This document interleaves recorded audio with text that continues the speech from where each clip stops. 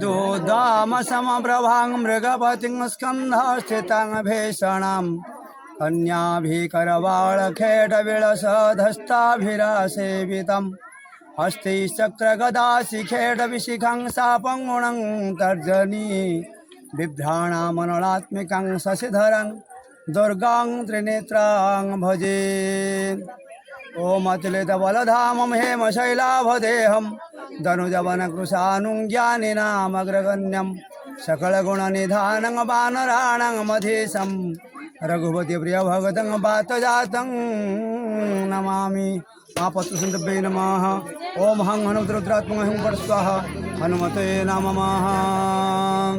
जय मां पतो सुनी की जय मां पतो सुनी की जय मां पतो सुनी की जय।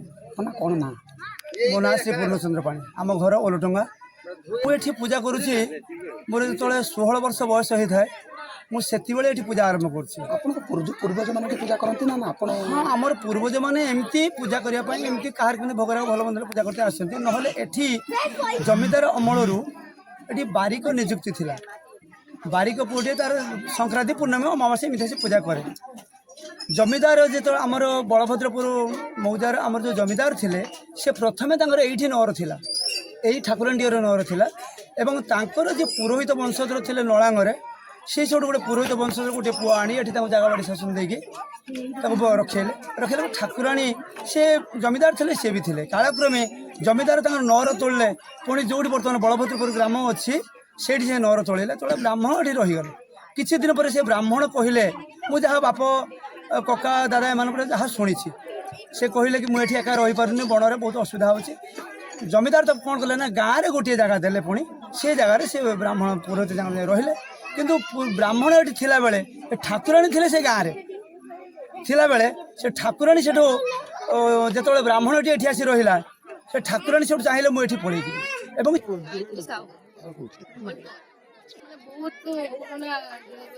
चली जनवरी 14 हुए बहुत धूमधाम पालन करा जाए तीन दिन हम लगी रही आज है पुना लास्ट दिन सब तो बाहर लोक आस धूमधाम पालन पाठ बाबद भी सब पूरण चाकरी वगैरह भी पूरण होती मानसिक रखु माँ पाखे पूरण हो देखिए जानवे मो ना सत्यपद दास ग्राम बासिंदा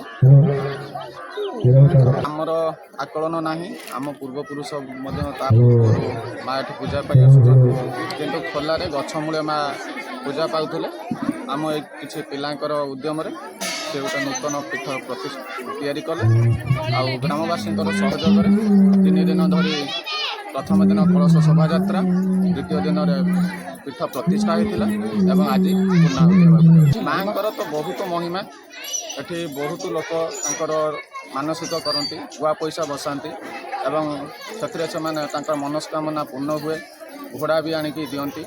माँ प्रथम यात्रा वर्ष को थे मकर संक्रांति माँ कालिशी यात्रा हुए जोटा कि आम क्षेत्रवासी को एठारू कालिशी यात्रा बहु आडंबर सहित से जाए आ बहुत रोग वैराग्य जहाँ जहाँ मानसिक रखि था समस्त मनस्कामना माँ निश्चित भाव में पूर्ण करती।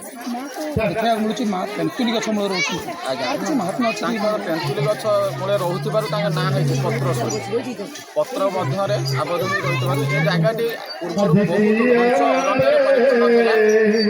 बहुत